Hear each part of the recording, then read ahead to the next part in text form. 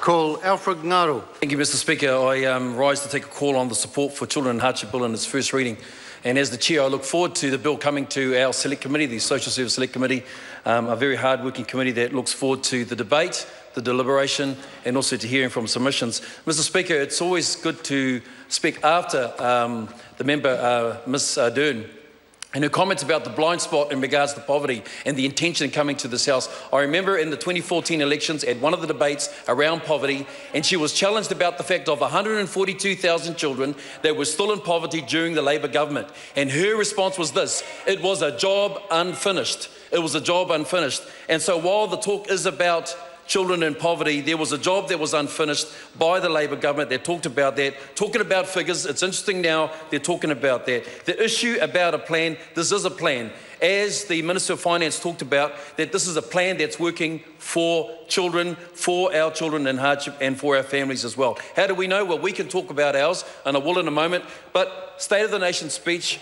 and also to report a mountain all can climb. Out of the 22 indicators, 14 of them were thumbs up by the Salvation Army. And let I just recall at a glance, in regards to child poverty, thumbs up, reducing by 2%. Children at risk, reduction by 15%. I could go on. 15 indicators by the Salvation Army in regards to the reduction of child poverty. Mr Speaker, this bill as it comes to the House is a good bill. Can I commend the Minister, the Honourable Minister Tolley, for the work that she's done to put this together. Can I also acknowledge our previous Minister of Social Development, the Honourable Minister Paula Bennett, that's here as well, and the work that she's done and the leadership that she's taken for us as well. Mr Speaker, it was great to hear from the Honourable Te Ururoa Flavel, and this is what he said.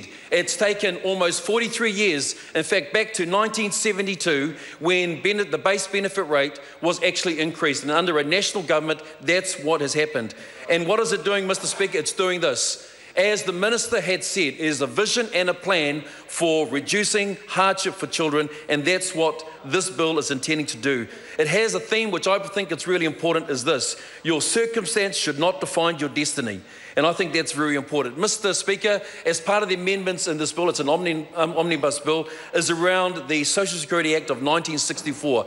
If I quote from the Act in Part 1, in its purpose and its intent, subpart A2, it indicates this: the parts and purpose of the Social Security Act of 1964 is to help people find or retain paid employment. Subclause CA talks about to provide services to encourage and help young persons to move to education, training and employment.